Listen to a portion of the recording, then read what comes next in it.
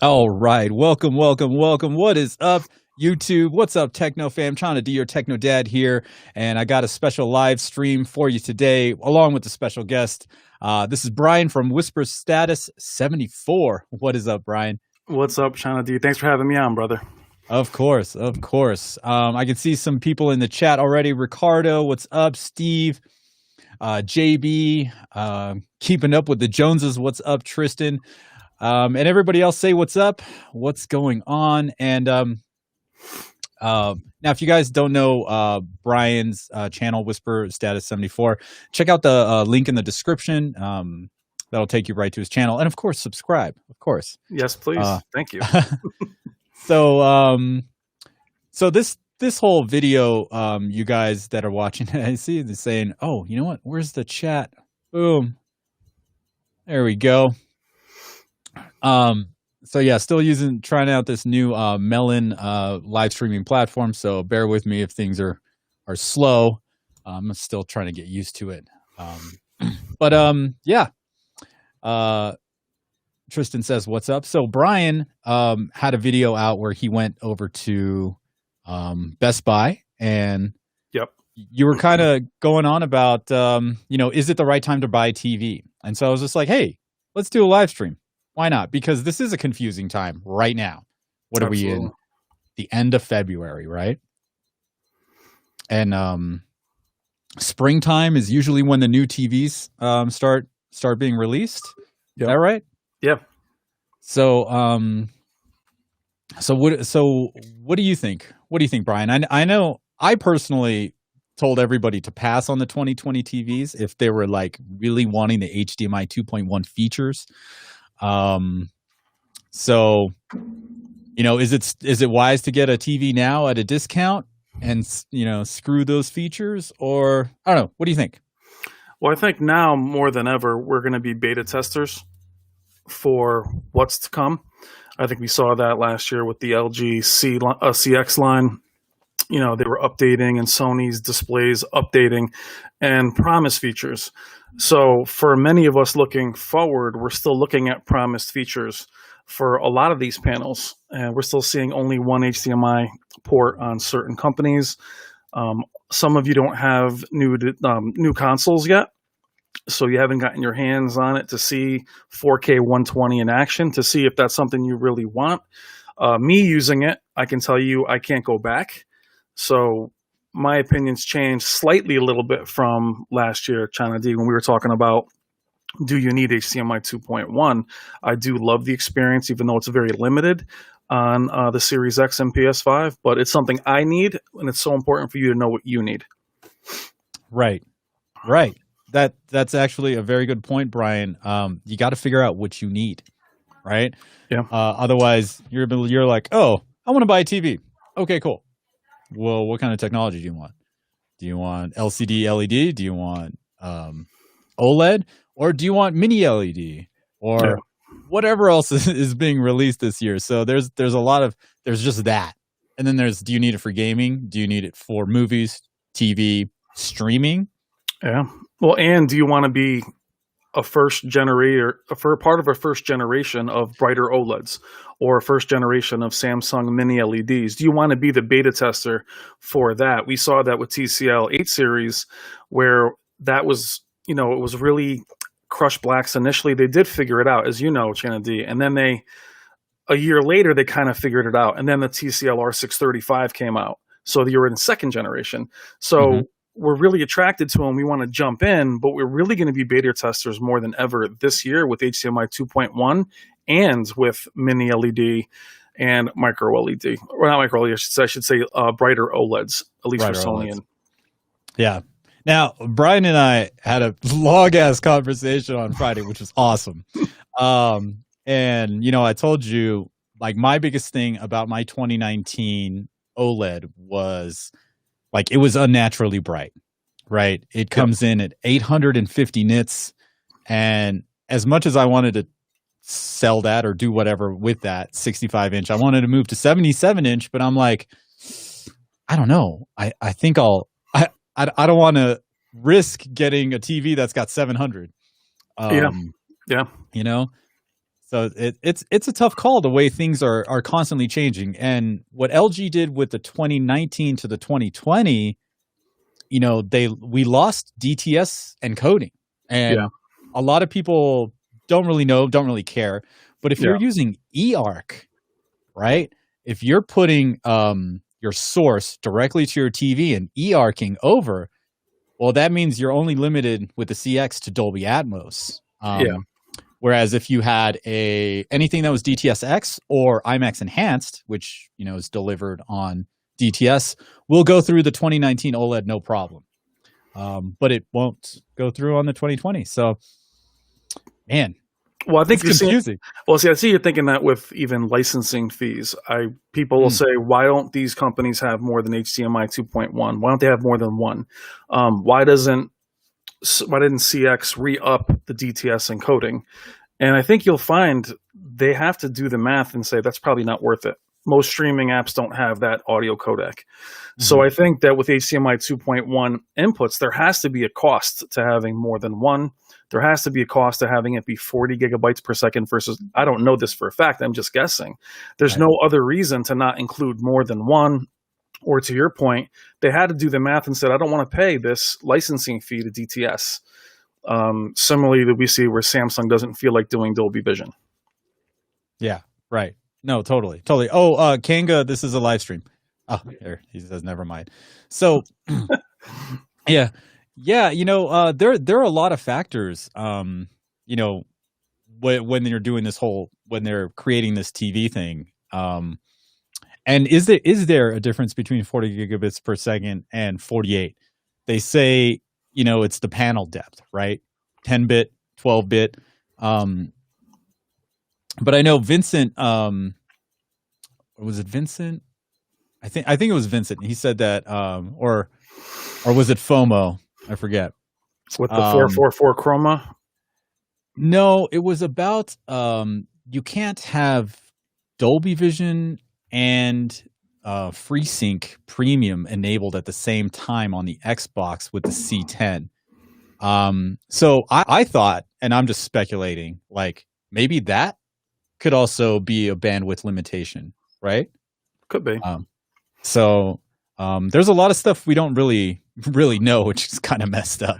One, and I don't think they know either. We talked about this even with Samsung's upcoming 12-bit panels. Are they true 12-bit? Are they pseudo 12-bit? A lot of what is that really 8K? We've all been early adopters, and then you find out, oh no, it's not really that, or it's not really this.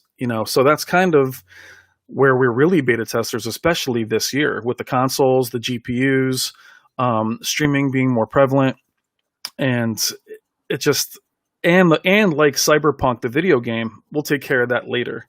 Is what we're seeing so much of, But the problem is you've paid full price for it already. So if I pay for something full price and then 4 months later, for instance, with my CX, it's finally in a really good place. That came out in March. So it just recently came into a good place a full year later. Now it'd be advantageous to pay for it right now than it would when I paid for it a year ago. Right. And yeah, go ahead. No, then the fear is if you do leap, or we all know that once the engineers from the first party, once the new year comes in, the first line of defense engineers move on to the next product.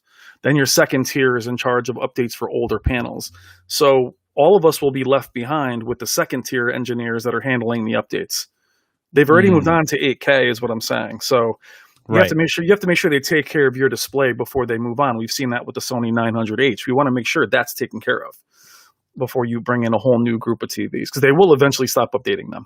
Okay, so what is the where does the X900H stand with the?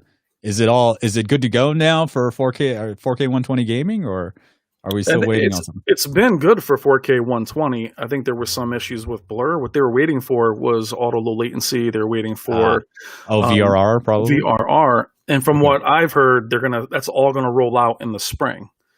But that also means you'll be buying those panels. I just did a video on this on why I wouldn't go with those panels yet. Is I'd be giving up all the features that you and I currently enjoy for a few months, And I don't want to go backwards with any upgrade. Right. Because you were saying you really like the 4K 120 game. I love it. Oh, I can never go back.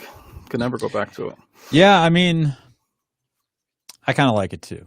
I thought it was. I honestly, I thought it was all hype, and you know, I don't mind saying when I'm wrong. Thank you, Michael. I would totally appreciate it. So it's one of those things where like I'll now notice like, and I'll pretty much just play Call of Duty. Like that's it, multiplayer. Like I don't have time for what was it? The PlayStation game. Ghost of Tsushima. Horizon Zero Sleep. Right. I still haven't played the old part of that. You know, I was just up till 5 a.m. playing this silly game, and I'm like, oh god, I gotta stop this. Like, you know, so you know, I got an hour to play. I get in, shoot up some people, shoot up a house. Yeah, I'm done. And the one thing I noticed the most between the 120 and the 60 is when the gun pops up for the sights. That is just buttery smooth in the 120. Silky smooth. But you brought up a good point about multiplayer versus campaigns, because a lot of people will choose the performance of a panel, forget about picture quality, then realize, hey, I do need the best picture quality possible as I am panning in or if I'm playing a campaign. And when you see screen uniformity issues and things like that, they are most prevalent when you are panning the skyline. You don't notice that when you're really running around playing COD because you just pop dead, whatever. But when you're playing Horizon Zero Dawn or Ghost of Tsushima, if you don't have good blacks or you've gone IPS, it's an interesting balance. You have to know what kind of gamer you are as well, which is why I've enjoyed OLED with campaigns and multiplayer. Because I do like that black level. I've had all kinds of edge-lit bleed on other panels, and it's been very distracting.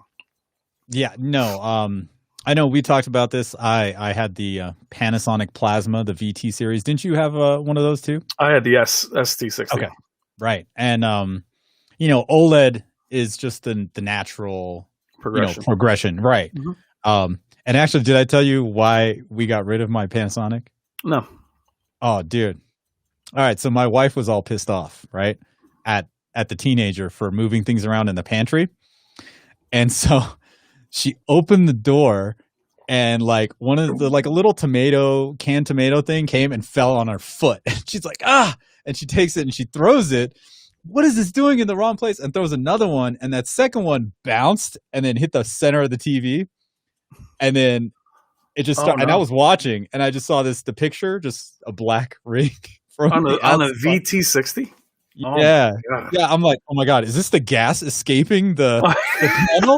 Like, it's gonna end up in my actually happening. That is awesome. It's gonna end up in. Oh my god.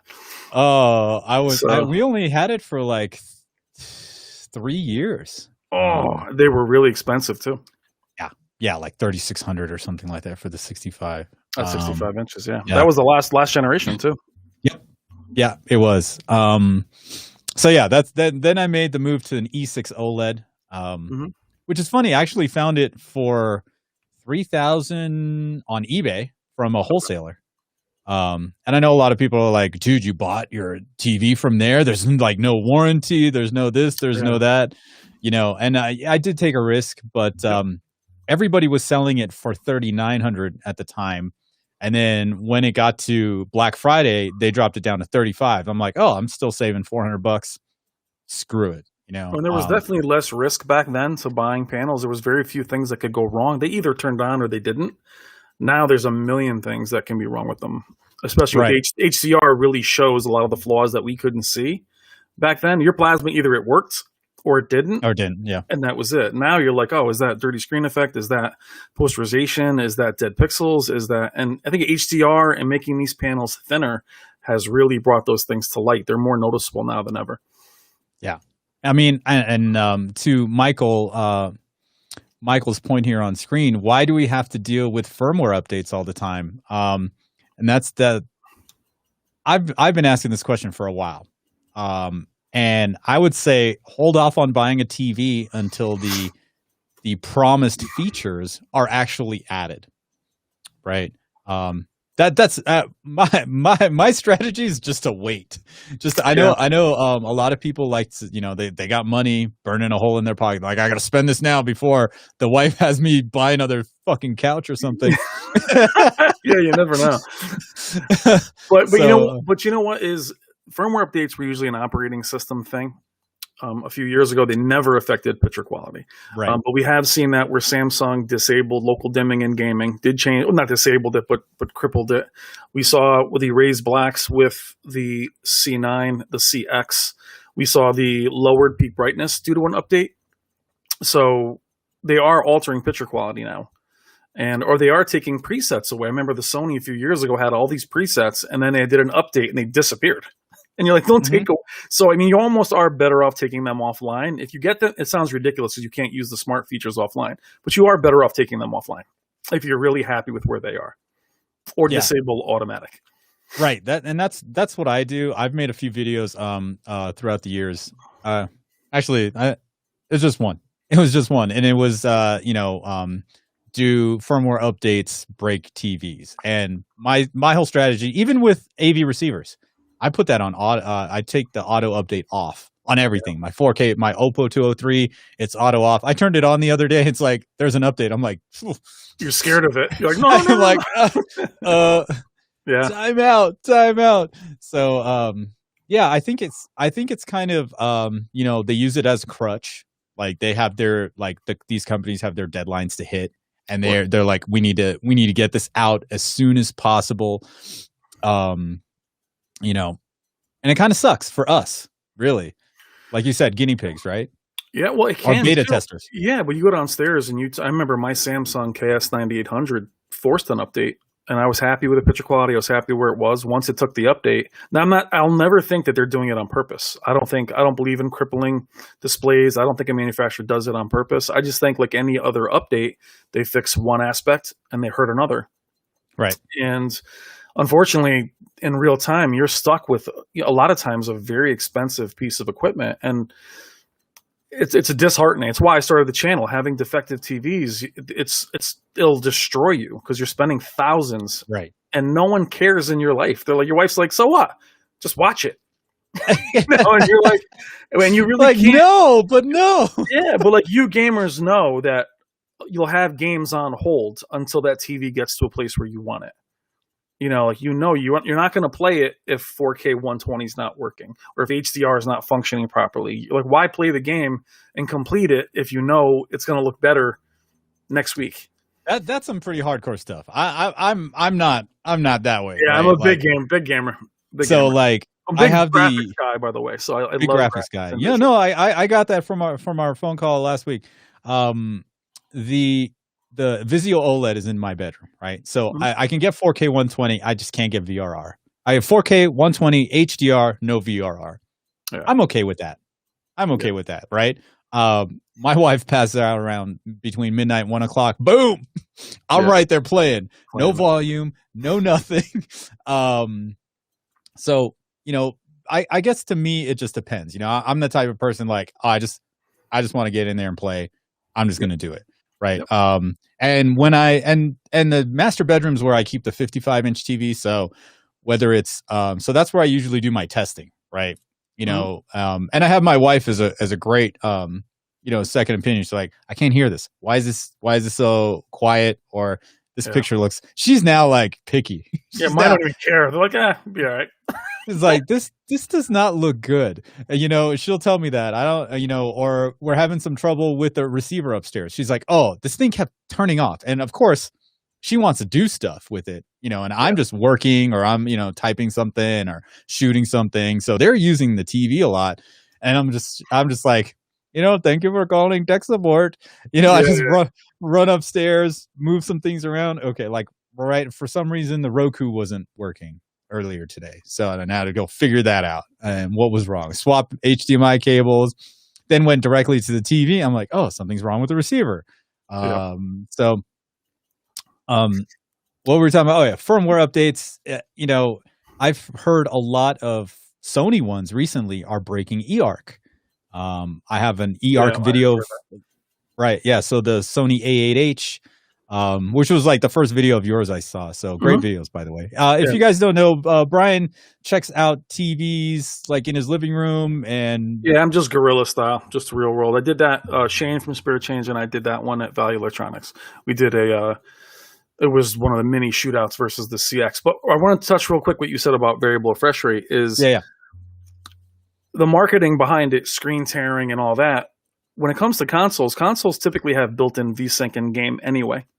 Mhm. So while we're chasing variable refresh rate, very few games are going to tear on a console. Mm.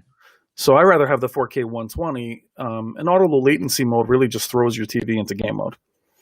So they are great features to have. 4K 120 is more important to me, but to your point, if you're playing 4K 120 on the Vizio and you lose variable refresh rate, you're really not losing. You're not going to see any screen tearing anyway. Right. Unlike PC where you have to enable it. And that is actually, I on my Xbox turn ALLM off, auto low latency mode. I turn it off.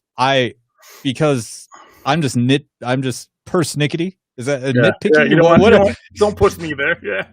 I want to I want to make sure that I'm in the right picture mode, and sometimes it doesn't happen. And of course, in a game like Call of Duty, like the colors be all. Sometimes I'll just leave the shit on, right? Mm-hmm. I'll leave the shit on. I'll come back the next, literally 24 hours later. I didn't realize the Xbox Series X was still on. I go to it. I go play the game. I'm like, why is the color all off? After the Xbox has been in sleep mode for a while, the TV forgets, or I don't know if it's the TV forgets or if the Xbox forgets that it's supposed to be outputting HDR. So I'll get that, and so that's why I want to be, making sure like, oh, okay, it's not getting an HDR signal. So I usually have to turn off the Xbox. So I think it's an Xbox thing. Like if you keep it, on the like whatever pre-lobby screen for long periods of 24 hours or whatever. I don't know time per se, but it kind of forgets. I've seen that when we're comparing TVs. When I unplug one HDMI cable and put it into another TV, it won't recognize HDR. You'll have to close the app and then reset the Xbox. Because you're like, wow, that looks terrible. And you realize one of them doesn't have HDR, which I had to redo a whole video based on that. I was like, wow, this one really looks bad. Yeah, man.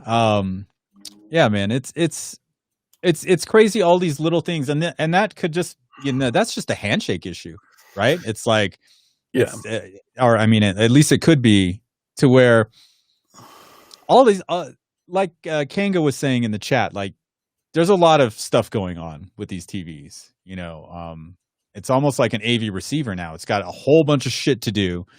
Yep. And if one thing is wrong, it won't do that thing, right? Well, they're PCs, and like any PC, they'll get bogged down, or they only have a certain amount of memory, and it's allocated for other things.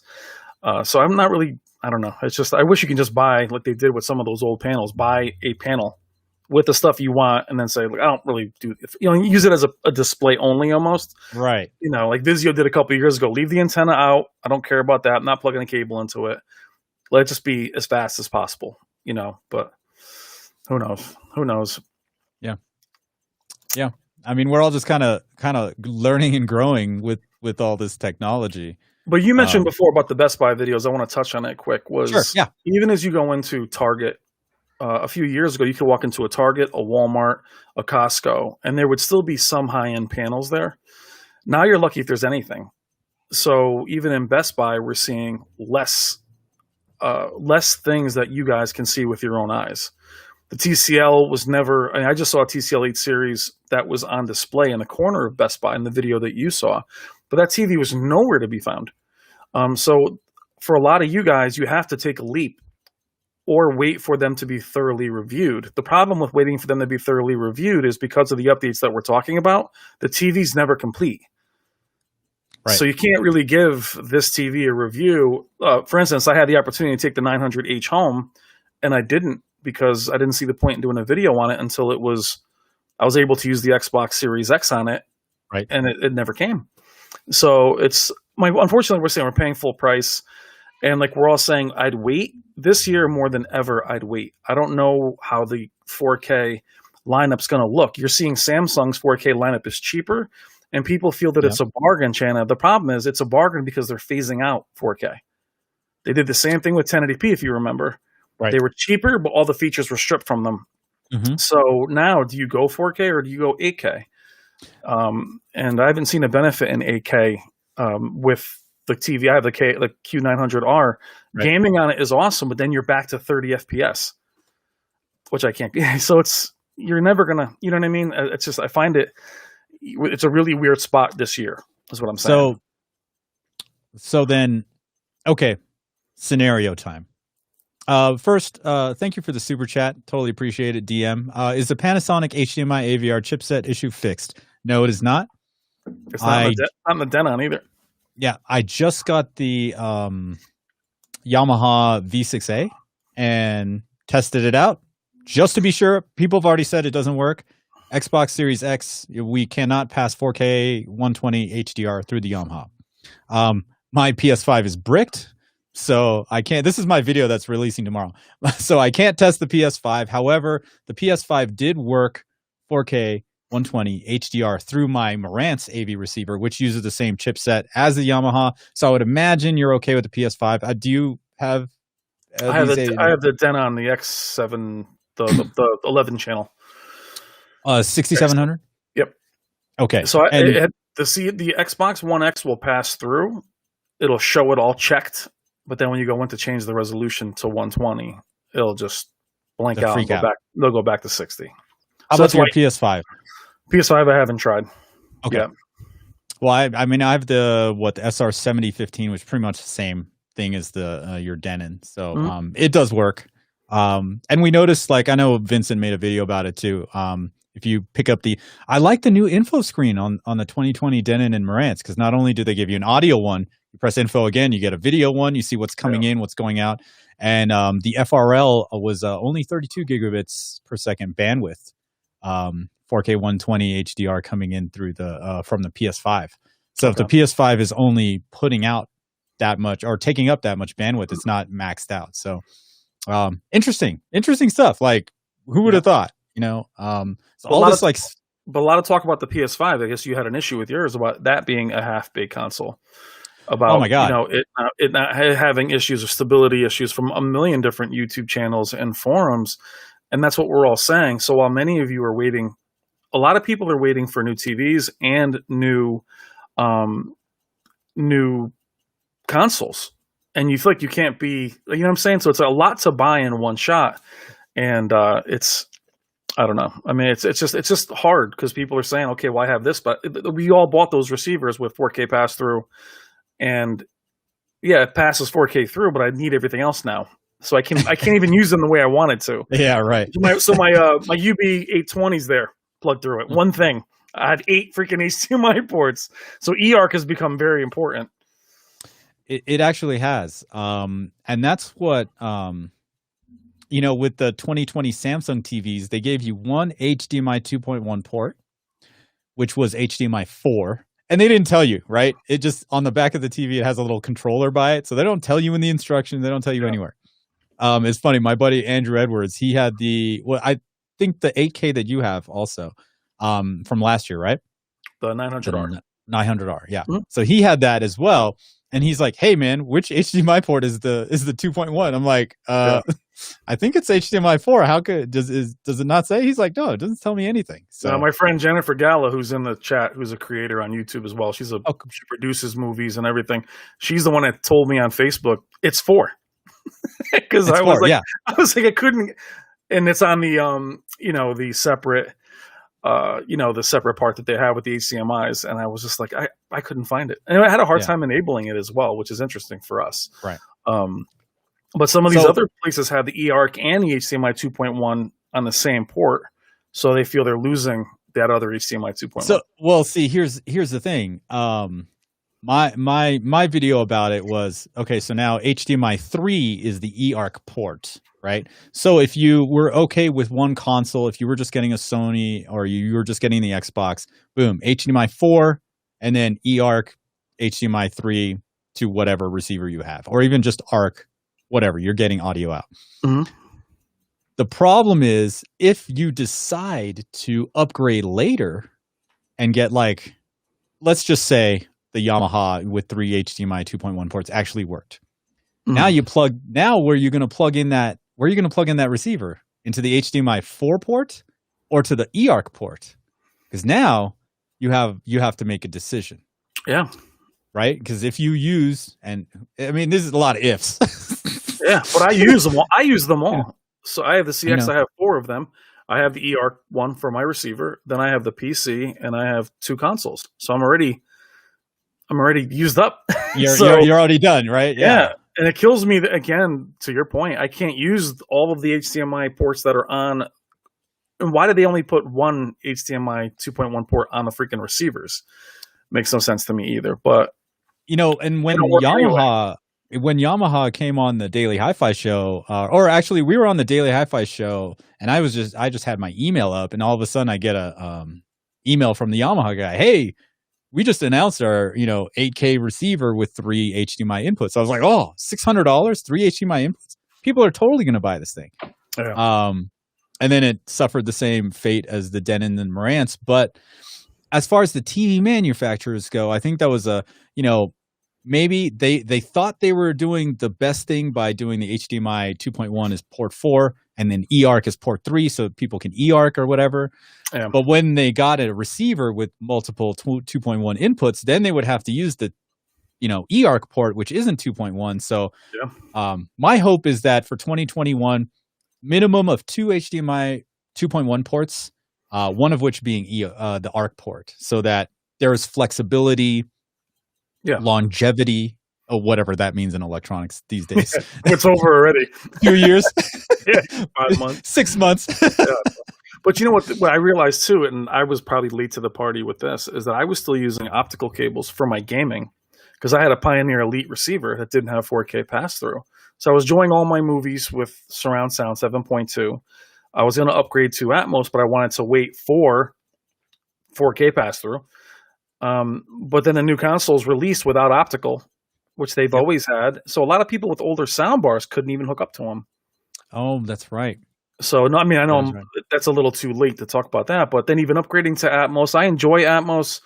I probably was still okay with 7.2, to be honest. I still think it's great, but it's just amazing what so many of us chase that we feel like we can't live without, and then we get it, and we're like, oh, well, that's not bad. Crap, now I got to live without this other thing. Yeah, and that's the thing about having one or the other. I don't think it's, it's fair. But as you mentioned when we first started, was for those of you that are even gaming, and I don't mean to come off like a snob with the 4K 120, 4K 60 is incredible.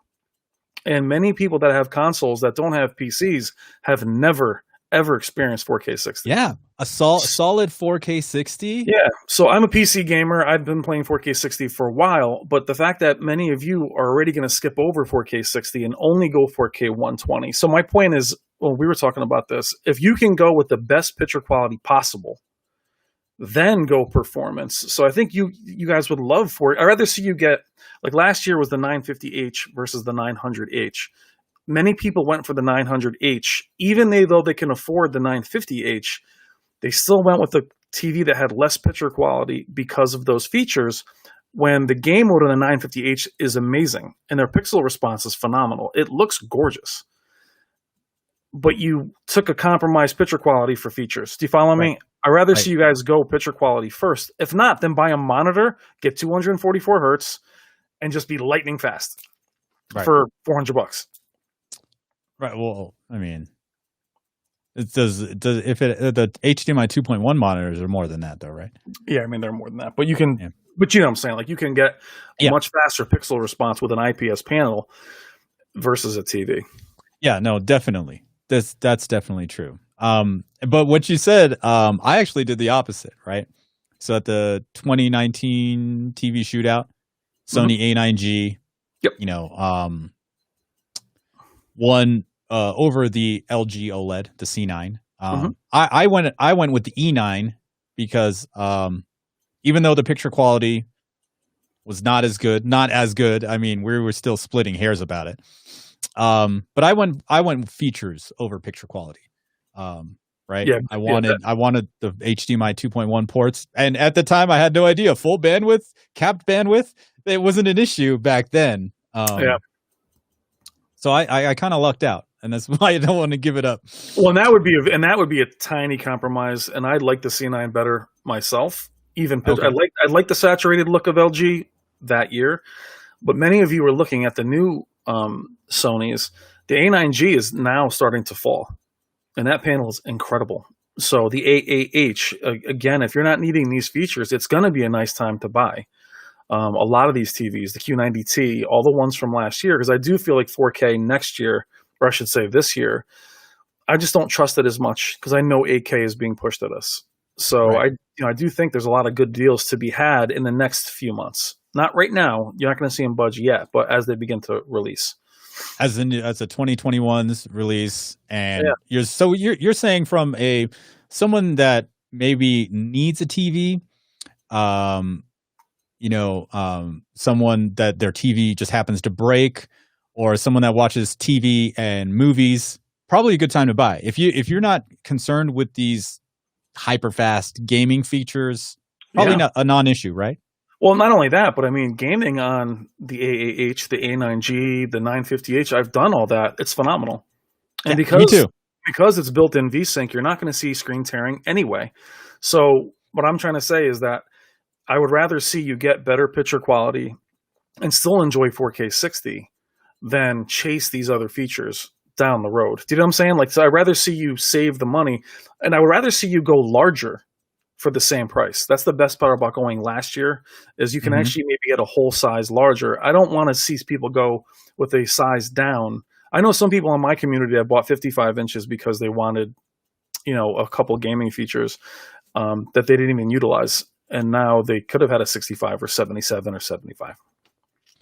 Right. I mean, I've always said, what I don't like to see, and I think this is kind of when you wait, 6, 8, 9 months, you can like go up in size at that level, at that TV level. Whereas like when Black Friday comes around, you can get a better deal on a better TV if you go smaller, right? Yeah. Like instead of doing a 75 inch, let's say Sony X900H during Black Friday, you could go the X950H 65. Yeah. For probably around a better price. And then now coming around, what is it? Maybe April, May, June, maybe. Then that 75 inch sucker goes down in price. Oh, well, and then it's the other way too, though, where we were saying I'd rather see some people go with a larger panel with less picture quality, meaning like people go either with a 65-inch OLED or a 75-inch LED. That's when I will take really good picture quality, but the immersion versus great picture quality, the smaller size. So if it's between a 75-inch 900H and a 65-inch 950H, I would go for the 900H. Do you follow me? Just for the immersion. So that's where it does get tricky, and I think some of you guys can get the larger panels now, but you're not seeing prices fall yet because the release dates keep getting pushed back. So we saw, go ahead. We saw that with the C9. The C9 remained expensive. And then, when the CX was coming out, because of the 48 gigabytes per second controversy, it remained more expensive than the CX at times. So you're seeing the A9G now. I think it's still $4,000. But once you see the new TVs come out, give them a few weeks, a month or so, and then look to purchase them. You have a small window, though. It's only a few months. Yeah. Yeah, no. I totally agree. I mean, my strategy is to wait. My strategy is, trust me, dude, I fucking love buying shit. Like, let's be real. Like, I just bought a $3,000 mixer for my DJ setup. So yeah, and I still want to buy more stuff. The thing with that, you bought that, that's going to do what you wanted it to do. What we're seeing is with Denon and the receivers and these systems, they aren't delivering what we're looking for. So for my CX 77-inch was returned. It's right now I'm waiting for it to be redelivered. People had asked me why I'm not waiting. I'm not waiting because I know exactly what that panel can do. I'm content with it. And it's not going to surprise me anymore, so I want it back. And it's cheaper, obviously, than any of these new panels. Right. So people say to me, well, why don't you jump up to the A90? Not for $8,000. not for double the price. So that's just being seasoned and knowing the expectations. I'd rather be with the panel that I know inside and out, and it's in a good place now. So I'll take that back. Of course, I'm tempted by 8K and all that, but I've been around long enough to know 8K for me is a few years away, because until gaming gets to an acceptable spot, 8K I have no desire for it. I know up conversion is not the same quality in times. Yeah. Actually, you know what? You bring up an interesting point. I'm totally making a video about this, but if you watch a lot of Hulu or content that's 1080 on an NVIDIA Shield with the AI upscaler on a TV that's like the like mid to lower end, like the Vizio OLED or the TCL that's behind me, the R635. Dude, it's like adding an exhaust on a car or an air filter. Like it's like a soup up, right? You're saying the Shield is doing that though. The AI upscaling in the Shield, yeah. So that's the Shield, but that's what when people were, and I've seen some questions about the new TCLs and some of these other brands, TCL, Vizio, Hisense, I feel like they're all in that same category. Yeah. The fear I have with TCL jumping to 8K is not price, it's their processing. Right. Their upscaling is not the very best, either is Vizio's or even Hisense. And upscaling with 8K is the most important thing. Because when we did 8K video game comparisons, some things looked nice with shields and armor, but the trees, it was a noisy image. By trying to upscale, it wasn't as accurate. It didn't look as good. So you're going to see that with any of your shows that are 1080p, any of your Blu-rays. And so 8K has to be handled by a company that can really do crazy processing. Right, like your Sonys and your LGs and stuff. That's going to be tough for them. In my opinion. Oh, definitely. I mean, I was at CES and obviously not this year.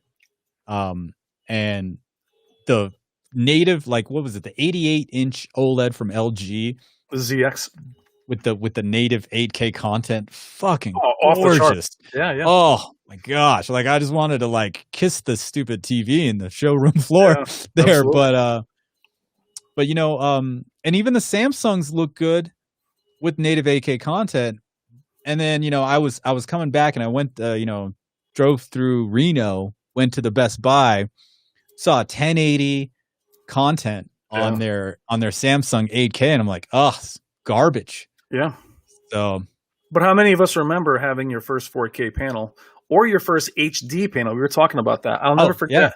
Lord of the Rings on a 1080i TV. The marketing was all your content would become HD.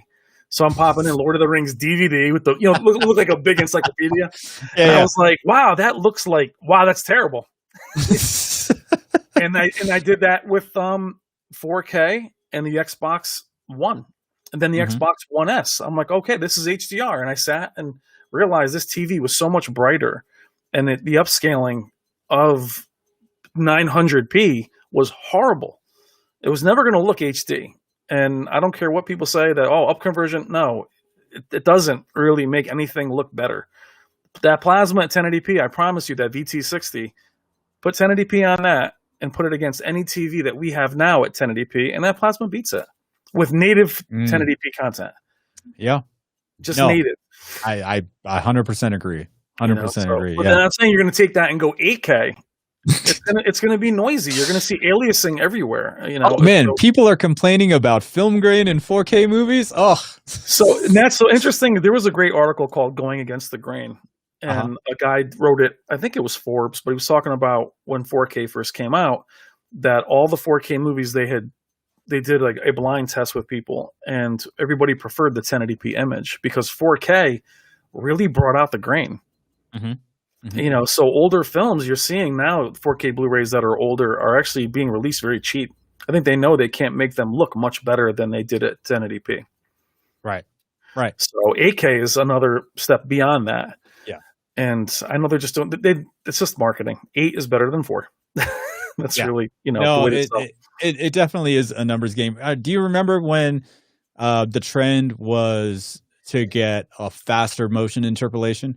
They went from 120 hertz then to 240 hertz and like it was all like in big letters. And that, that was the time I still lived in LA at that time, and there was a Best Buy near me, and they were plasmas, 50-inch plasmas going for $400, $500, and the equivalent LEDs are going for $1,500. I'm like, and I was standing there, and this lady's looking at TVs, and this guy comes to help her from Best Buy, and he's like,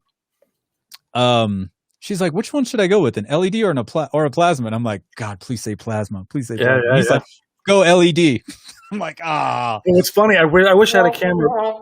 Yeah. To your point, I remember Magnolia the same year you had the ZT60.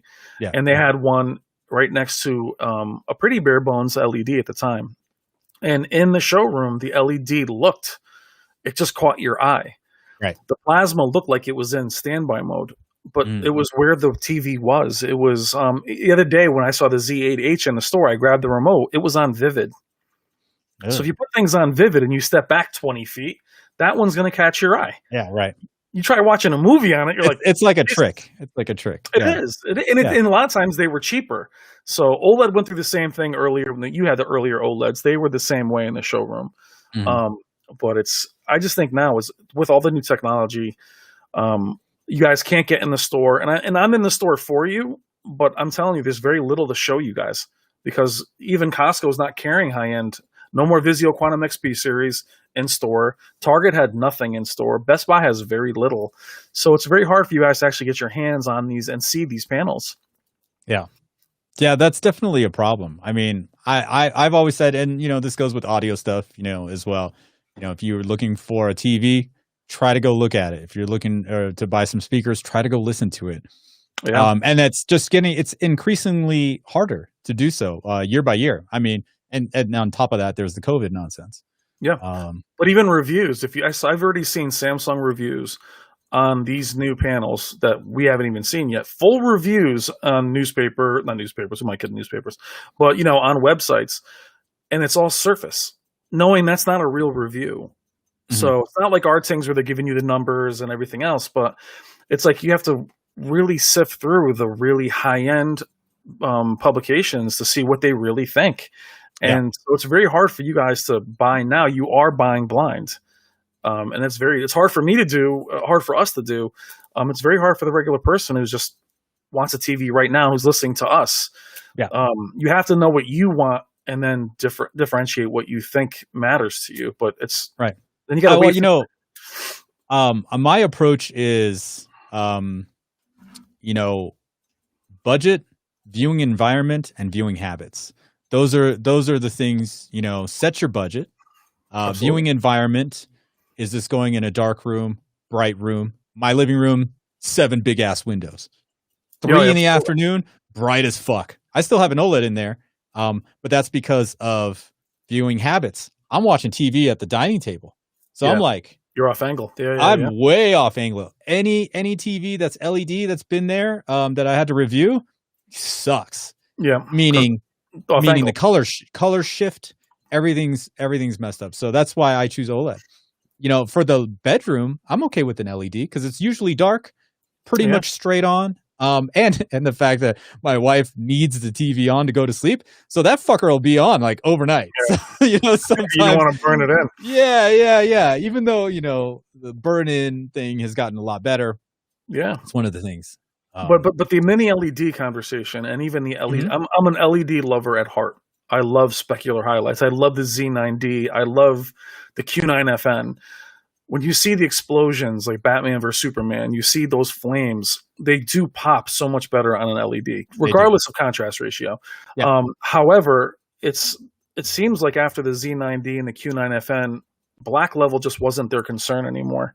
It was just brightness. Like, let's blind the shit out of them. But even on the Z9G, which is gorgeous, it still had blooming. Yes. So what we're going to see now with Sony doing that again, how are they going to mitigate that? Samsung doesn't have as much blooming, but they gray things out, which isn't better. And then you have the mini LED promise or the micro LED promise, which is 3,000 nits and OLED blacks. And that to me is just not, it's not possible yet. So we're going to see if we can get the best of both worlds. But that's what I'm saying about for you guys to wait. Don't buy that promise yet. don't leap and go 8K mini LED, because we've both had mini LEDs, you and I, with the TCLR 635. There was times where that black level was stunning, and there was times where it would bloom because the algorithm couldn't pick up subtitles. It's like they did that in their $2,000 flagship TV, their 8 series, and then they brought it to their budget level. So obviously, in my mind, okay, they probably skimped out somewhere because just the price. It's got to make dollars and cents to them. So if it's a dumbed down version, because I don't like the amount of blooming or even the flashlighting. Have you seen that too, where like the black bar, somebody walks above it and you see like their shirt in the black bar? The KS 9000 was $7,000 and it had such flashlighting, it looked like spotlights were shooting up. That bad. TV was $7,000. And you have a guy on the screen now who has a 900E. Yeah. What's he saying? Noticeable change for TVs now? I'm telling you, unless you're going up in size, nothing. I've had these nicer TVs compared to the 900E, which I still have. Unless you're jumping up in size, there's really not I don't know, unless you really want Dolby Vision. Those older panels are still great. The Q9FN from Samsung, those were awesome TVs. They did focus very much on black level and peak brightness at the same time. So I still love my 900E. I wouldn't upgrade unless you're going up in size. Yeah. I just caught that one comment. Yeah, no, I saw there was a super chat. So thank you for the super chat. And it was about Dolby Vision coming to projectors. I haven't heard anything, and I know Sony has a new big, they call it like Godzilla or something, projector. It's pretty insane from the stats, but I believe there's still no Dolby Vision in projectors. So maybe we'll see that. Maybe we won't. Maybe it's like you said before, a licensing issue, right? How much more is this, $20,000 projector going to cost just to add Dolby Vision? Well, and for Dolby Vision, or I should say with projectors, they're every few years versus TVs that are every year. Every year, yeah. I will say having Dolby Vision now with the CX, do I have to have it? I would say I enjoy having it, but I would not buy a TV for it. Meaning I wouldn't base it purely on that one thing. Sure. It's a nice feature to have, right? Exactly. But I wouldn't get rid of it. So we talk about that with upgrading. I wouldn't get rid of Dolby Vision. I wouldn't buy a panel without it, but I wouldn't have chased it, if that makes sense. So as much as I like 4K 120, I can't give it up, but I can't recommend you guys go right to it if you're trying to be on a budget and there's other options out there.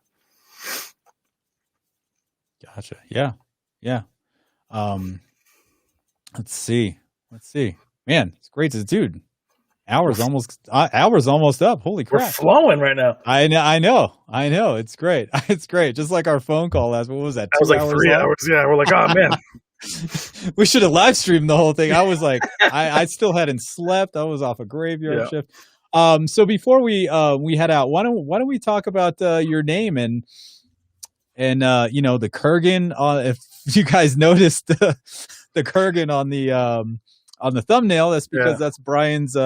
That's my that's my avatar. It's not my real face. I was only on camera for like the last year of YouTube myself. Whisper Status was a name that a buddy of mine used to use in college football. His buddies would say Whisper Status. It was like a certain level of prestige, and he had passed away before graduating college, so I kind of just took that and used that as a thing, and I put it in as my YouTube thing, and I kept it. It doesn't say anything about the channel, but as you know, the channel for me was a therapeutic thing. Right. Being able to give the take of real people who spend real money and talk about the struggles of technology more so than, hey, buy this, take care, and goodbye. I think we can talk about why to upgrade, and I do videos specifically on what we call tech therapy, and it's more of just the average person who spends their money and has to live with the technology. And which is why when you and I are talking about new panels, I equally want to talk about last year's. Right. I think for many of you, there's a great opportunity to buy the best TV you've ever seen. I'd rather see you get that one because it doesn't benefit me for you to buy anything new. So it's just it's been a great thing for me, and I think it's great for anybody to start a channel. And having somebody with a big base like you to reach out to me is a great compliment. I really appreciate that. Oh, no problem, man. I just like people will pop up on my feed or I'll search something and I'll find somebody new. And like I found your video about the Sony A8H, and I think like a week or two after that, you were on Shane's live stream. And I'm like, oh, Yeah, Shane's my yeah, boy. Yeah, yeah. I'm like, oh, I got to check this guy out. So yeah. And I think people like seeing us all work together. mhm. I think it's really, I live stream with Shane. I think we all plan to meet up at the shootout this year if it happened, or I was going to be in CES. It's going to be nice to see a lot of us working together now versus against each other. I think that's a good thing. Yeah, no, definitely. I mean, at the end of the day, like this is fun. Yeah, Like this should be fun. Let's go look at some TVs. Yeah, You exactly. want to throw down some cash. I want to throw down some. Let's see which one is the best TV for us, right? But in conversation, you can come up with things that you'll never find in a review. You'll Yeah, never find with someone who has a TV for a couple days and they send it back. We're doing this deep dive because we can, because there are personal displays. So, given the take on what TV I'll keep versus not upgrading, I'm not telling you what to do. I'm telling you exactly what I would do you were trying to figure it out for you. for myself. And Yeah, I've made the mistake where I've gotten something and I've lost features. And you're like, damn, I wish it's like a phone. You lose 3 features, but you gain 2 features. So we're right. here to do that math and be able. And I'm very active in the comments. I respond to just about every comment because my channel's small, so I have a very tight community. I'm trying to keep up. I'm trying to keep up. Now, Like your that was channel my is much thing larger. for a lot. Like my wife was like, "What are you doing?" It was like 2 hours today. From 8 to 10. I'm Yeah. just responding to comments, and it's drop in the bucket. So Drop in the I bucket. spend more time responding to comments than I do making content. I could get a nicer camera and polish things up real nice, but I rather be engaged. And while I'm this Right. size, I rather get to know, and I know everybody's name, and you do help people out because they're there by themselves saying my Right. TV's not working, and I'm able to help them. And it's because when I went through it, there was nobody there, Right. Right. and then you're relying Dude, on Best Buy. my first 4K TV, I didn't know how to get HDR working. Like, why is this not working? Like, Yeah. why is this not working from my Xbox? Why is, from this Well, 4K player? So it's all these little things like, oh, go here, click this on, turn that on. Well, Done. I talked to you when I first met you was I started getting into 4K. My first mistake was none of the stuff passed through. That was mistake number one. My receiver didn't work. Then I had a bunch of defective panels, and I tried spending my way out of it. I tried spending more and more money. I didn't know what to do. I went from a Vizio P series to a Samsung, and then I was really just relying on the people at Best Buy. And I would okay if I buy this one. Next, you know it, I got as high as $9,000, and you're like your whole life is like, what are you doing? But there was nobody. But you're just trying to buy your way out of it. Oh, if I only Mhm. buy a Denon, I'll be all set. If I buy a Yamaha, and there was no guidance. And then while we're all laughing about it, picture yourself in a basement, as many of you guys do, up late at night, the whole family's sleeping, and you're behind the TV unplugging stuff, and you're like, why does this look like crap? You know? Yeah. Yeah. And so that we're here to help with that, Yeah. and to be real Definitely. people. That's actually on my logo. It says "I'm here to help" at the very Yeah, top. that's exactly So all. That's all it is. um, Versus seeing a professional reviewer that love all those guys, they're great, but you're never going to get an answer or find out if they actually use the product themselves. So it's just the benefit of having us be able to respond back. yeah, no, definitely. Definitely. I think that's a very important thing. And to try new things, experience all kinds of stuff. Like Yeah. I'm happy that now I've got a connection to where I can actually get some different types of speakers in, because there's more than just aluminum dome tweeters. There's more Yeah. than just ceremetallic woofers, right? There's Yep. there's a whole world out there of stuff. Speaking of which, there's this question from DM, which I did want to get to. What is IMAX Enhanced? Is it another HDR? The answer to that is no. Now, when people think IMAX Enhanced, they think big, large screen. And yes, the IMAX Enhanced does that big, large screen, but I don't think that's the biggest benefit. To me, the biggest benefit is the audio mix. So, do you know Phil Jones from Sound United? He's their global trainer. I interviewed him a couple times. He's been on the show. He says that the IMAX mix for those IMAX Enhanced movies is the same mix that's in the theater. So the mix that we get on a 4K disc Like, I was about to pull this up, and it's like an IMAX disc. What the fuck? So it's just, I'm sitting here ripping all these movies. So this movie right here, the Atmos in this movie, yeah, no, this one doesn't have Atmos. Whatever. If it has Atmos and if it's on a disc, chances are it's a near field mix, meaning it's mixed for whatever you have. If you just have TV speakers, it's mixed for that. If you have a soundbar, it's mixed for that. If you have a AV receiver and a big home theater, it's not necessarily mixed for that. IMAX Enhanced is the theatrical mix, meaning full dynamic range, meaning if you have a badass home theater, it's going to sound awesome. And from the like 3 or 4 movies, like, Bad Boys for Life, Jumanji, The Next Level, those are all IMAX Enhanced. And man, those sound good. There's more punch.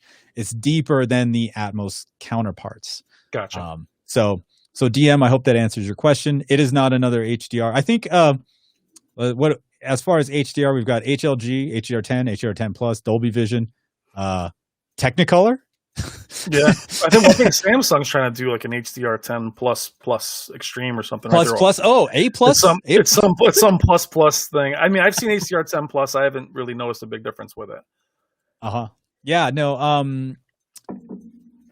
I've only seen a couple of HDR10 plus titles. I was ripping these movies. I think 1917 is both Dolby Vision and HDR10 plus, and so is Alita Battle Angel. Yep. And so my question is, okay, so the only 4K player that'll play those is the UB820, right? And the UB9000. If you plug that into a Vizio OLED, because it supports both HDR10 Plus and Dolby Vision, which does it choose? Which does it default to? Which one will it go to? That is interesting. That's something I want to test out. Like, just do a live stream. Which one will it pick? Yeah, put some money down. Like, well, the tough thing is, I know some of the panels that were upgraded to Dolby Vision years ago were very dark, and then you couldn't disable it. So you're sitting there with Netflix, like, no, I don't want that. How do I turn? So you had to go through a player to go around it because the TV wouldn't let you just choose regular HDR10. Yeah. No, definitely. Oh, great question here. Bad Boys sound awesome in IMAX. Nice. Yes, agree. Where is this? Oh, should I get my LG CX calibrated? Having problems finding someone in my area though. Hector, yes. I would recommend it. I know a lot of people don't do it. That the vast majority of people don't. I got my E9 calibrator from Robert at Value Electronics before they sent it out, which is an awesome service. It costs more than somebody. I think Best Buy is like $300 or something like that. They don't think they do it anymore. Well, I would imagine with COVID, it probably don't. I think they're phasing it out. I don't think they're really? Yeah, from what I hear. So for me, I live out in the boonies, so I would have to get somebody from Reno to come by, and it was like $900 because it's like a 3-hour each way, so 6-hour round trip for the guy, and then they'd be here for like 5-6 hours. So for me, a $600 investment, not bad at all. And they do all kinds of stuff. They did you got a day and a night, you got Dolby Vision, they calibrated Netflix, the streaming app on the TV, so like everything just took my OLED to another level. And I know it's kind of tough to justify the cost. And I would say if you're looking for someone, I mean, GTS, right? Google that shit. Yeah. There's, what is it? TV calibrator in my area near me, or put your zip code, whatever. And then just I guess just trying to go off of the reviews. Yeah. Well, some people have to be mindful that they're not always going to like the result. This is true. Oh yeah. We were talking about this too. So some people have said that I've had my TV calibrated, and you have to really think about what image you're going to want, something as accurate as possible. But you might find sometimes as accurate, and it might be realistic, but that might not be your taste. So make sure you're in line with what you want. If you're happy with what the CX can offer, and want to take it further and have it as accurate as possible, absolutely. My CX is going to be calibrated. It'll be compared on my channel to my uncalibrated CX, and we'll see if it looks less bright or, sometimes not dim, I shouldn't say that. Sometimes less bright is more accurate. Then you're like, where's my brightness? So just keep in mind that it's not a one-stop fix. You have to know Yeah. if that's the image that you want. Some people Well, have you know, not like that. it's funny you bring up the brightness thing because I was calibrating this Hisense H9G last week, and everybody's saying it's super bright, it's super bright, it's super bright. When I did my calibration, the backlight was always always at 100. I would bring that guy down to like 30, 40 for it to. Otherwise, it's just too bright, and that's what everybody was like praising it for. It's too bright. But I think a lot of people don't understand that there is a standardization, right? A standard level of brightness, and that you have to use to balance the color. And if the TV is too bright, then you're going to get a white that's not really accurate due to that. Now, when you were saying some people don't like the way accurate looks, right? What did you say? Like, I want my grass on the TV to look better than the grass outside, right? A guy said to me, he goes, when I'm driving home from work, I don't want my grass to look like the crappy grass I see. I want it to be green. So it's like sometimes a lot of these movies are very muddy. They're not, especially current films are very muddy. They're not. Look at the newer Star Wars films. They're very drab. Right. You know, sometimes people like their TVs with standard. They don't like things to be ISF Pro and all these filmmaker modes. You have to just know for yourself if that's what you want. So that's why it's so important to never forget what you like. I did a video where people said, it's okay to not like OLED. It's okay to like something else. You have to know what you want. Some people want things to be cartoony. They like motion interpolation. They like soap opera effect. Mm-hmm. Somebody who's only into calibrating is going to tell you you're wrong. There is no wrong. There's what you like to do with your equipment. You know, we talk about that with receivers when you use the microphone, right? Yeah. And you calibrate it. Then it's so soft. Like, what the hell happened? It's always, well, yeah, but it's accurate. Yeah, but I can't hear anything.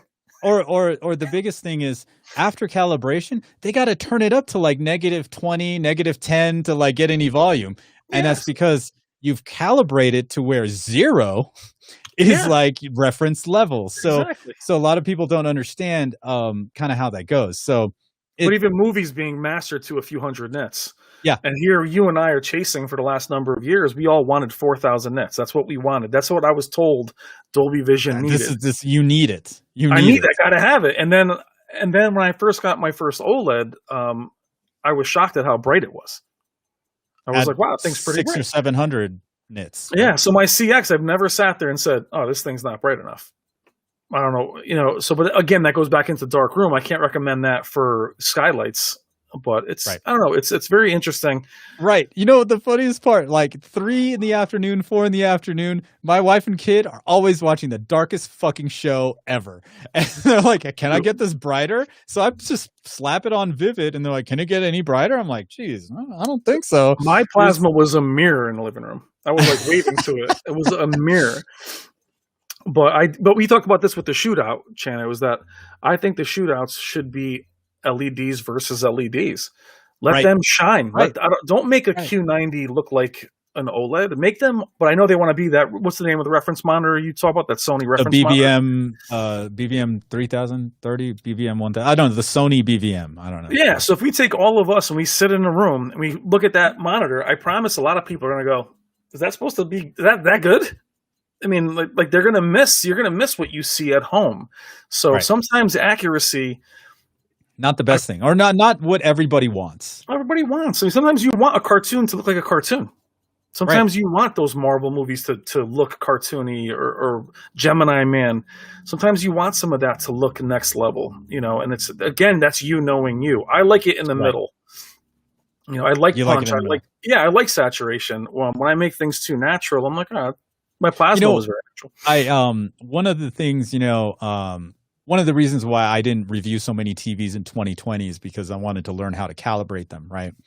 I bought the equipment, got the software, learned how to, calibrate manually as a lot of the auto cal was just not working.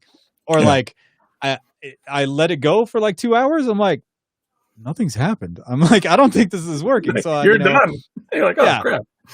So I learned how to do it manually, and since I play, a decent amount of games, not like you, I was like, why don't I calibrate game mode?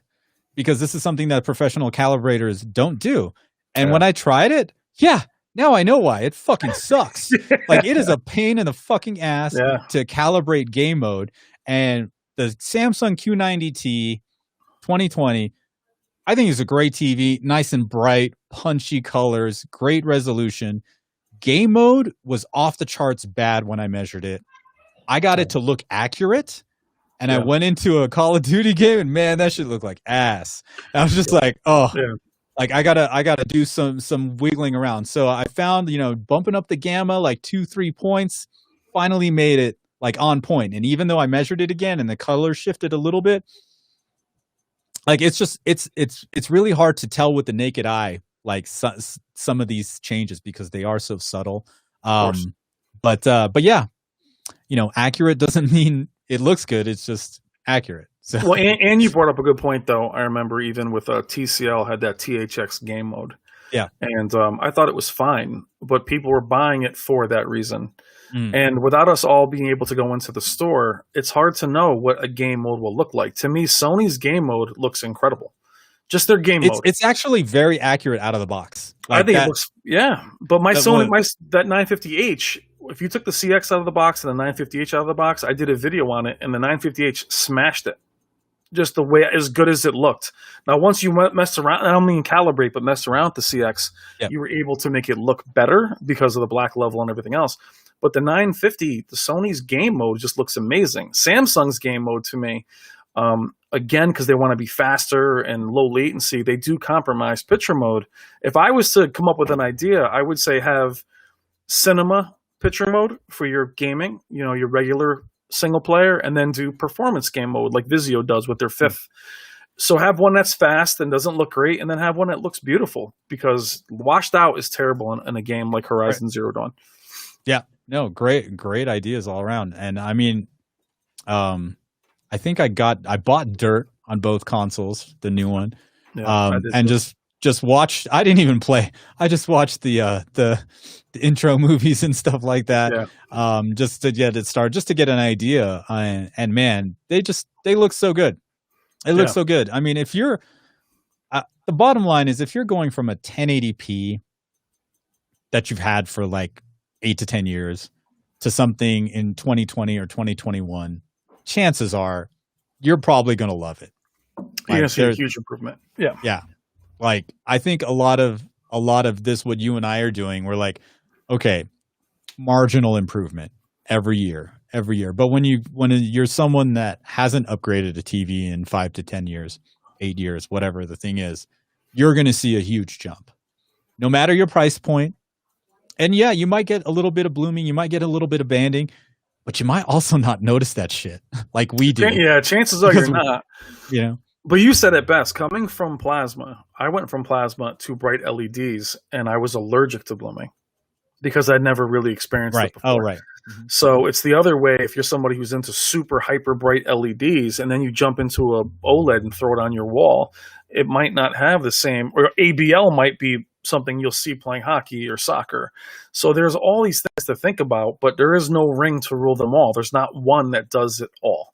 Ring to rule them all. Yeah, it just isn't. The Lord of Rings. It just isn't. I mean, mini LED's supposed to be that, but now for you and for you and I, what's going to be hard is we're going not just incremental upgrade channel. We have the chance of it going backwards. You know, Samsung TV has been notorious for saying the Q7FN, hey, just take the Q70R. No, it's a full step back. A tier down, a tier down. So we have to be careful. That's not going to happen this year. I don't know if the C1 is going to be better than the CX. I have no idea. We don't have any. Do you know what I'm saying? So we have to be careful as 4K goes into 8K. Just like if you have a new older 8K, is it true 8K? And then you get into all this nonsense. So this is the year to hang back for me anyway. Yeah. No, definitely. DM, your question is, how does what's his name, the tech guy, Linus Tech Tips, how come he gets all the goodies? His channel is ginormous, like 5 million, 6 million. They do a lot of sponsored stuff, so they get all the goodies. But it's okay. But what's funny about Linus and those guys, what I love when they get TVs, because they're so PC oriented, they just throw it up on the wall and they're like, this thing is, and they'll say it's crap if it doesn't work out because they can't get it to work. but they don't spend much time. You know, they're Yeah. used to monitors and really fast, small screens. But the TV guys, you know, we're just used to all levels of picture quality. The computer guys like, hey, that's cool. And they just throw it in the pile with their other 10 PS5s and their GPUs that nobody can get. That nobody's using. Yeah. They're like too big to be realistic. You know what I mean? They're never Yeah. going to tell you exactly what it can and can't do. So they're tough as TV reviewers. They get everything. Yeah. But, No, it's funny. And like now that, you know, if I'm going to get in a TV for review, I do have 30 days, you know, to return it to B&H so I don't have to, you know, buy these things, which is fantastic. And you know what happens the first 2 weeks? I am running my screen break-in for yeah. it's sitting, the TV's right here, and I have a 12-hour screen break-in video, right? Mm-hmm. I have it on my channel as an unlisted, but it's on my like whatever playlists, so you can find it. But it's literally just and I made it. I made it in Final Cut Pro, or not Final. Oh, Cut. nice. Yeah, Final Cut Pro. Yeah, so it just multicolor, or it just changes from one color to another, right? And I let that run because I opened the 90T, the Samsung Q90T, measured it, calibrated it the day after. 1 week later, I go back to measure it after I've used it for a week, all off. Really? All off. And I know this is like an old plasma TV thing. Like you gotta let the you know, phosphors you know, work. Right, settle. Yeah. So and I thought that was just you know, just BS. But now, like after that Samsung issue, I was just like, okay. So the first 2 weeks I have the TV, pretty much I'm just playing that. And then calibrate it, then just be like, okay, what do we have here? After that 2 week situation, what do we have, and can it work for me? That's really the situation, you know. And then you want to hammer it with all kinds of different content, different Blu-rays, or. But what's funny you mentioned about calibrating? It's like, how do you calibrate? And then these TVs are taking updates that are changing the luminance by 100 nits. So like, does that mess up your entire calibration? Oh, dude, I have like 3 videos that just the 2. Sorry. No, 3. It's the Sony A8H, it's the Q90T, and it's the Vizio. I show people how to set up eARC, and then when the updates come 6 months later, then the eARC doesn't work, and they're like, "Hey, I can't get eARC. How could I followed all the directions? I have all the things ticked that you do. What's the problem?" I'm like, "Oh, I heard an update, you know, messed up eARC." And then they'll come back a couple of days later and be like, "Oh my God, I totally found the article. You know, it happened last month." Yeah. Oh, Dolby Atmos is really fun on PC, by the way. It's meaning shitty. Just it'll enable your games will work. You'll hear nothing through the menu, and then it'll kick in. And you're like, okay, it's great. And then something takes an update, whether it's Windows or whatever. And now I spend 2 hours trying to re-enable it, and all I have to do is go into the app and then re-update it manually. But there's 10 different. It's just nothing is one play and go anymore. You know, everything is. But my point is, if you're going to have it calibrated, and these things are going to take 10 updates. So when my CX gets calibrated and I get it back from Value Electronics, she's offline. It won't take another update. It'll like an air-gapped computer, right? Yeah. Is that... I mean, at least, but you know, at least LG doesn't. Samsung will sneak that update in there. So I know LG. At least if you don't put auto updates, it'll be fine. Yeah. I turn all that stuff off. I remember I had it off on my receiver. This is like a couple of years ago. I had the Denon X4400H, which they sent for me to review, and I had it for like 6 months, right? And finally, I was like, "Oh, update!" Hit the button. It said it's going to take 12 minutes. 3 hours later, it's still saying 13 minutes, and I'm like, "Oh fuck! Wow. Do I unplug do you this? Interrupt it? Yeah. Is this going to brick the thing? Like, exactly, man." So it's tough. It's tough out there, guys. It's hard out here for a pimp. Yeah. You know. And to me, people love. They'll say, "Well, you're not a PC person because you know you're not into tinkering." Like, I'm not building a muscle car here. I don't like troubleshooting. I like building things, but I don't like trying to figure out why something's not working. Mhm. Why pass-through is not happening in this cable. Now, you and I have talked about switching out HDMI 2.1, and is this the right cable? And this one doesn't work, and testing it. And no, I don't find that enjoyable. I find watching content and testing content enjoyable. I don't find figuring out why HDR doesn't work on Windows, because then you have to power things down and restart things. It takes hours Mhm. to do that. I don't find that enjoyable at all. So troubleshooting's not fun. No, no. I mean, it's all part of the game, and sometimes like I'll get some big emails, and I'll be like, okay, try 1, 2, 3 and see what happens, you know. Yeah. And sometimes the first or second option works, sometimes the third option works, sometimes none of them work. Yeah. And then they're like, what should I do next? I'm like, contact tech support if you can. Yeah. I mean, I know that you had mentioned when you have companies send you products. I find that I have only had that happen once, and I found it to be so stressful. In terms of, because you have to do work for somebody. So even when like Value Electronics would lend me a TV, they have no pressure. They just lend it to me. It's not mine. I can't keep it, but I'm able to, at my leisure, use it and use all kinds of different content. But if I had to return that, test it, and shoot a commercial about it, like, it's a lot of pressure. You know what I mean? Because it's, I don't know. And you don't want to buy a bunch of TVs and return them either. I don't think that's good either. But it's I don't know. It's kind of tough to get a straight answer. I mean, a couple years ago, or when I started doing the channel, I'd buy the TV. So I make all my money. Well, I did before COVID, DJing weddings, right? Yep. I do 27 to 30 every summer. Charge like $3,000 a pop. So, nice. There's times where I just have plenty of money in the bank. So I'll buy like 3 TVs, and then once I'm done with them, after 6 to 8 months, sell them off 50% here, local only, right? Yeah. And they would fly. Like, I know a bunch of friends that bought my old Rs 617, right? Or whatever the case is, my old X900E. So that was the way I used to do it. But now it's like, with COVID and everything, I don't have all that extra money. No. Just to like blow $4,000 on 3 TVs so I can review for everybody. Like that, it becomes to where it's just not sustainable. Well, what's interesting, what you mentioned too, and we did speak about this offline. What's going to be interesting with reviewers, whether it's Artings who buys their own, what are they going to do when 8K? Everything's going to be larger. So when I started bringing TVs home from Value Electronics, I was like, oh, cool. We had the A9S, the 950H, and the Q900R. I can carry those alone. I'm like, oh, this is fun. Now you're just kind of moving these 49, but I wouldn't want 10 of those in my house. My point is, I wouldn't buy a bunch of those and then be tripping over them. For myself, I'm 75 or 77 inches. We're going to buy those and then bring them home at $8,000. And they're not going to let me bring it home either. Throw this 85-inch TV. The Z9G was 200 pounds. Put it in your car.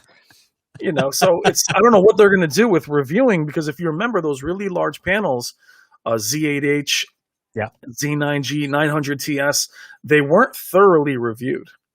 No. Because people couldn't take them home. Then you were relying on, the really large publications. Channels that are getting them, like the Linus Tech Tips guy. Yeah, because they have them, they do a polish video on them, and they just send it back. They're not. So the companies that really dig in, like the ones we mentioned, the ones that really get behind it, the hard thing for them is how they're going to do that with a $5,000 TV. The Z9G, if you remember, people had an hour with that TV. Caleb, Vincent, they had like an hour and a half. So when you go to buy that years later at $5,000 or whatever, you're like, there's no reviews. That's only going to get worse as these TVs go up in price. Yep. And then, like, what TCL announced their, big and tall section, right? The XL TVs. Yeah. So it's like, oh man, I'm not going to get it. Somebody's like, can you review an 85? I'm like, no, 55 max. I got to be able to carry it myself. That's what I mean. But again, everyone has to understand too that more size, more issues screen uniformity wise. Companies like TCL and Vizio, they're known for screen uniformity issues. So it's going to be really hard to recommend an 85-inch TCL. They have screen uniformity issues at 55. So it's, and believe me, I saw all my screen uniformity issues at 75 and up. It's just they're more evident and they're just right in your face. Right. So it's going to be interesting to see what they do. Yeah. Yeah, man, it's going to be a crazy year. I'm excited about the Sony OLED. I'm sure you are too. I can't wait to see what we're looking for is getting you to that high peak brightness, but only having it like we've had 1,000 nits before. Getting that on an OLED, they've had that with Panasonic for years. Yeah. But if we can see Sony bring that specular highlight and the black level, the challenge is we've had raised blacks on LGs for the last 2 years. Once the black level is affected on an OLED, they're absolutely useless. Mm-hmm. Mm-hmm. So you cannot mess with an OLED's contrast ratio. So one of the things about this extra brightness is now, because I know from calibrating, if I raise the brightness, what happens to the color? Those things start to change. So like, I think Sony was the one that mentioned in their press release that with the added brightness, they have a different color system to help with that, or to help mitigate any kind of color shifting. Yeah. But then you and I are talking about beta again. Yes, so we're all going to test it. So, so for me, I was telling people that I was okay with my 77-inch OLED. If I waited for the G1 Evo, which has, I think, been delayed a few months, that thing's going to cost like $9,000 at the same size. So I'm going to pay an additional $5,000 for 20% peak brightness that I'm never going to see. So and Master Series are always going to be much more expensive due to being calibrated out of the box. And I, again, as a fan, I can't wait to sit back and watch, but it's hard to advise to just jump into that. If it's your first TV, go out. Especially from 1080p, you're going to love things. But it's going to be interesting to see what these companies do. Plus, we haven't mentioned yet that LG's QNED line, I'm apprehensive about that because they really marketed the NanoCell as almost like what QNED's being marketed as, like this amazing peak brightness. And I was very disappointed in NanoCell. So I'm not ready to just go buy a new QNED or a new. Do you follow me? Like I have to see it. Right. And unfortunately, people always ask me to review the Nano 90, and I didn't. I'm not going to because I had the previous years and it was not good. I bought it. Yeah. And I use it for my wedding gigs. And I never made a video about it because it just did not look good. And I can't. I'm not gonna make a video bashing something entirely, right? Yeah. I just know it's not. It's a waste of my time to make a video that I can't just. If it's gonna be 5 minutes of negativity, that's just. Yeah. If you can't say something nice, don't say anything at all. Right. And when people ask, how's this, how's that, I'm like, I would stay away from that. That's kind of like, usually my advice. Talking about Tony's Panasonic, would you ever get a Panasonic OLED from Robert? So great question, Tony. We talked about buyers' loyalty or brand loyalty. Panasonic is probably the one company that I would blindly just follow. As Chan and I talked about the plasmas. I love Panasonic. I love their functionality, their colors. I think, and to be honest, did you see that that Panasonic at Value Electronics, China? You saw that on YouTube, and I saw it on obviously not in person, but yeah. But seeing it in person, that's their Hollywood monitor. It's a year older. It beat everything in the store, even the ZX, which is $30,000. Granted, it's calibrated. The ZX was not. It was very accurate. It was absolutely gorgeous. But knowing my usage, Tony, it has none of the gaming features. And it doesn't have a 77-inch. So the answer would be no. Oh, he wasn't asking a question. He's just saying answering a question. No. He was just talking about the Panny GZ 1000. He said nothing beats the shadow detail. Not a gamer. No, but dude, as far as they've been the perfect OLED for the last couple of years, and they've been not near us, which has been terrible because they're the ones that everybody would pick up because they were brighter, they had shadow detail, and I think they have Dolby Vision and HDR10 Plus, I believe. Do they have both formats? They do. The Panasonics do, yeah.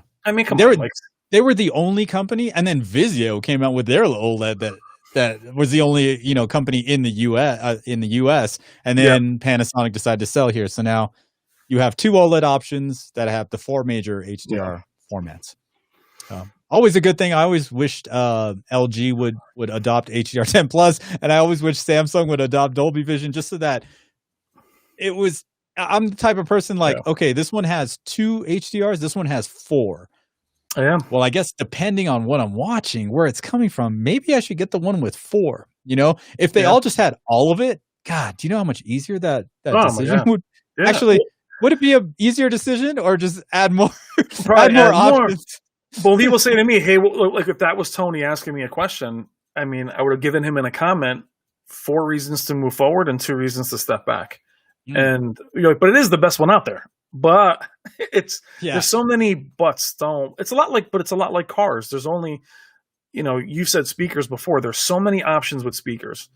Speakers last forever. TVs, there's really only 3 or 4 high-end ones a year or maybe you have your Q9, your Q8s, you have a couple from each manufacturer.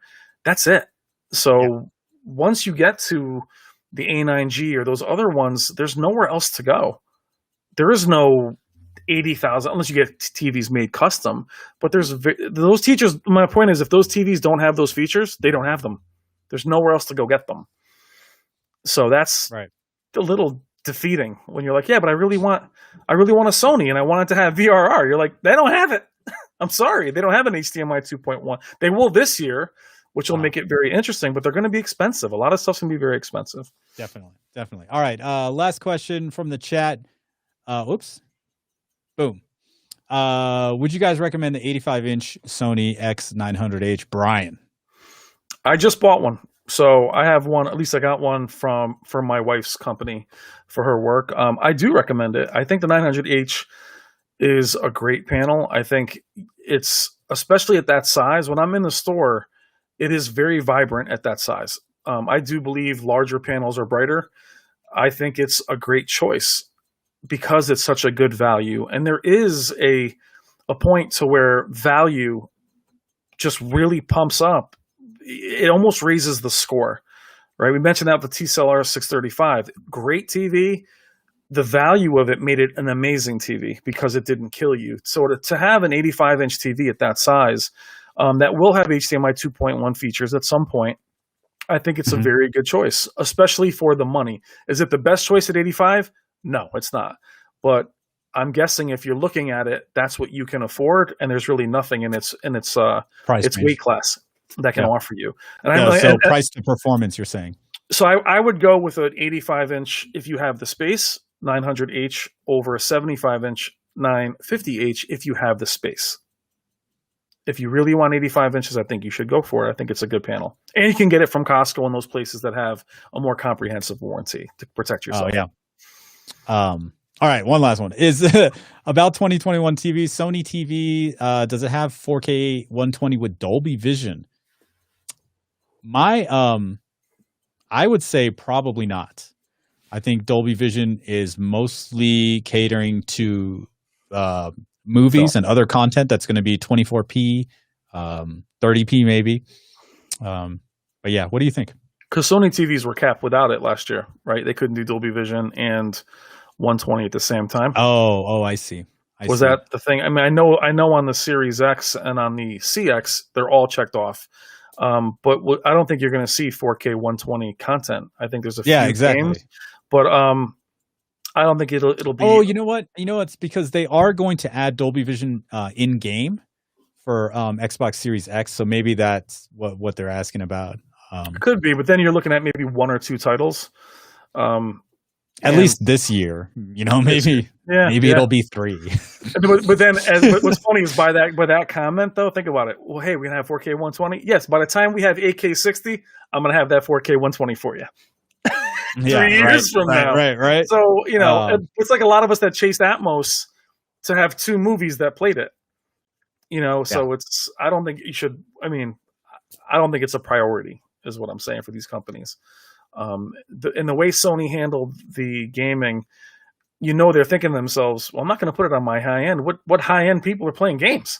That's the way a lot of these companies think. Yeah. I mean, I got that new Penrose headset. Where is it? It's over there somewhere. Planar magnetic headset for Xbox, $300. Some of the cheapest planar magnetics, they're usually $800, $900, $1,200. And people like they're like, oh man, this Arctis 7 P at $150 is expensive for a gaming headset. And I'm like, damn, okay. So the gaming budgets are like super low. So exactly what high end stuff is high end. So who's high end and going to be doing some gaming?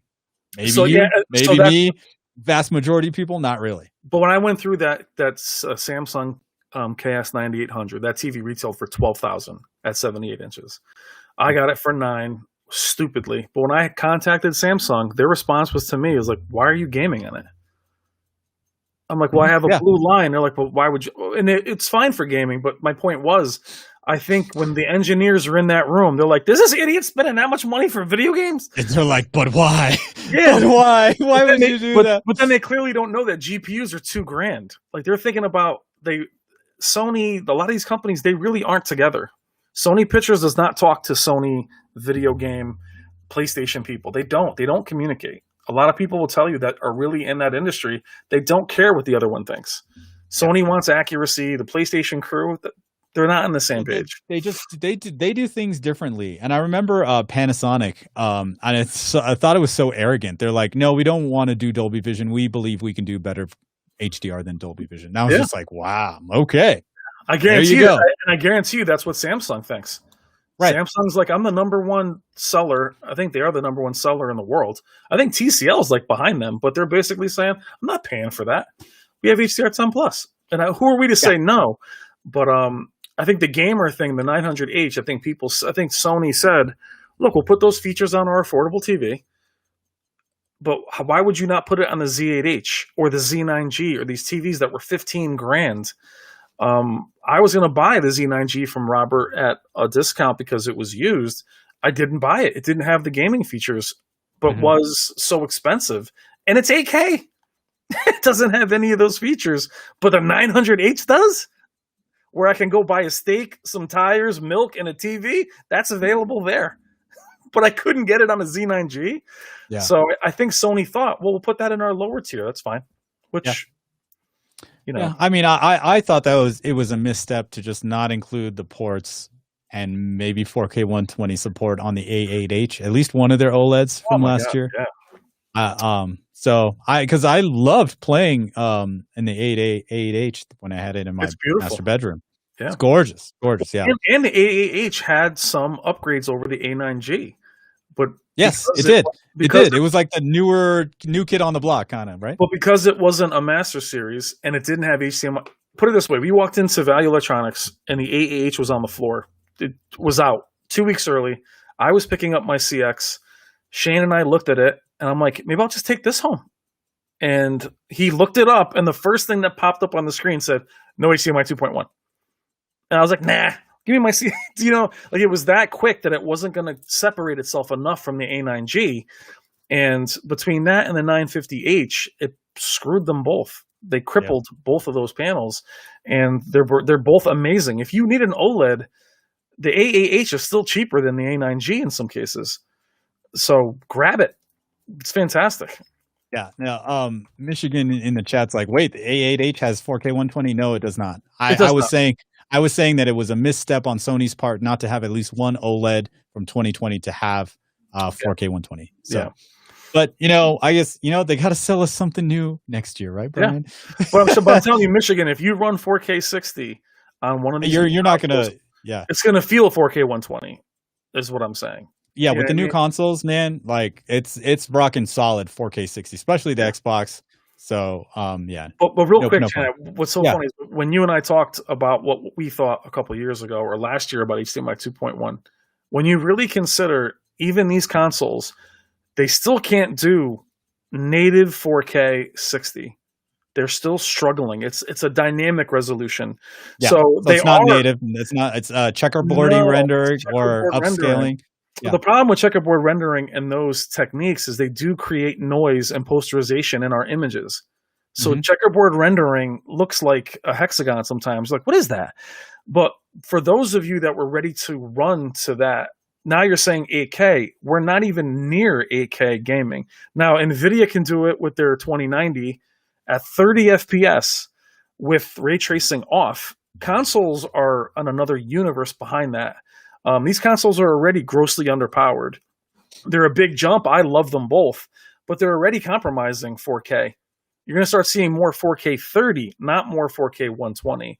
You'll see 4K 120 on older titles like Halo, which is awesome, but don't expect to see like a 4K 120 brand new third party title. That's going to be AAA titles.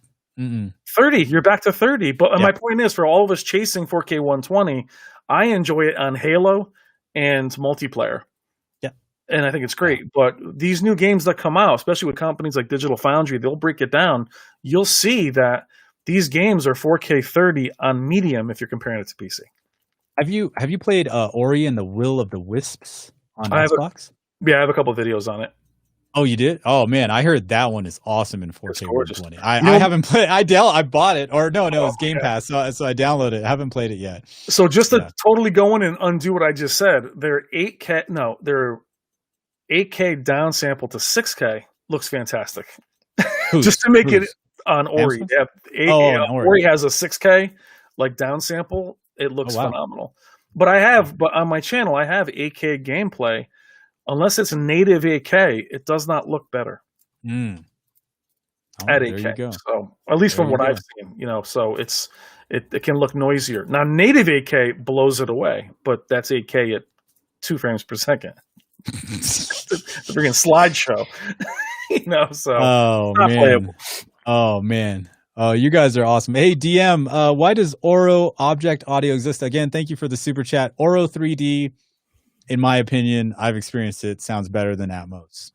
It was around before Atmos. In fact, the reason why both Atmos and DTSX have a 30-degree downward slope for their height channels is because the straight approach from Oro 3D was already patented. So Oro 3D is a second quadroponic plane, not angled down, but just facing in the middle of the room to create that height layer, and then the voice of God to cap it off, so it's this bubble around you.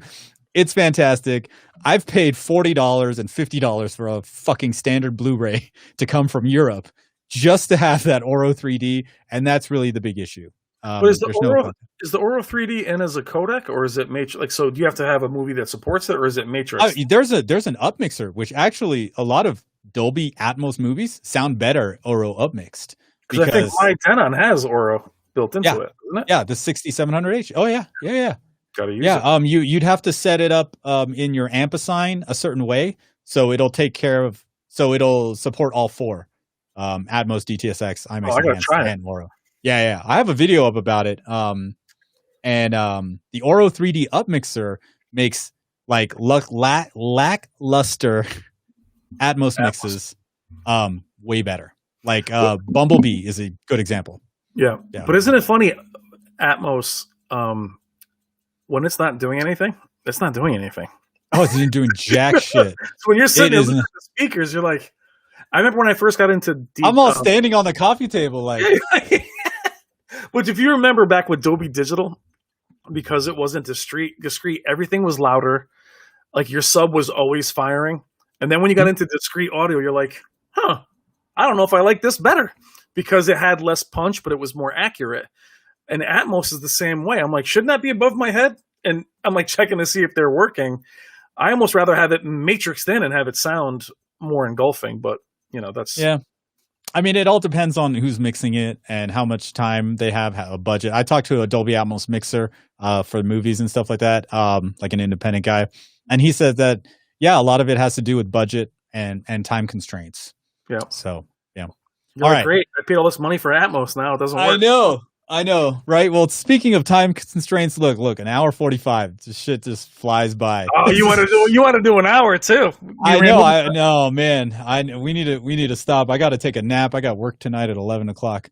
But for everybody in the chat that I didn't get to your questions, totally sorry about that. You can always shoot me an email, technodad55@gmail.com. 55@gmail.com. Email me if you have any kind of questions about TVs or whatever. Definitely check out Brian's channel, Whisper Status 74. The link is down in the description. Any parting words? Brian, thank you for being on the show, man. This was a lot of fun. Oh, I had a fun. Thank you so much for having me on. I take it as a great compliment that somebody like you and your community would have me on. And you know, I know my crew's in here too. I'm just grateful to be here, and Awesome. check me out. Yeah, definitely check it out. The what is it? It's better burnout than a bird fade away. Oh man, Highlander, fantastic movie. If you haven't seen it, go see Highlander. That's a Blu-ray we need. I need a 4K Blu-ray of Highlander. But okay, ooh, so we're gonna start a whole Grain City, bro. Conversation. Oh, give me that, please. Grain City. Oh, it would be. There's bugs all over my screen. No, it's a film grain. That's a whole nother. It's supposed to be there. Don't worry about it. Don't worry about it. All right, Brian, don't leave. But to everybody else, thank you very much for hanging out. Thank you all for the questions. Again, subscribe over to Brian. If you haven't subscribed to my channel, definitely do so. If you have any questions, shoot me an email. I will try to get to it as fast as humanly possible. It's getting harder and harder as the channel gets larger. Getting close to that 100,000 subscriber situation. So I got a Yamaha AVR video coming out tomorrow. So if you're interested in that, definitely subscribe.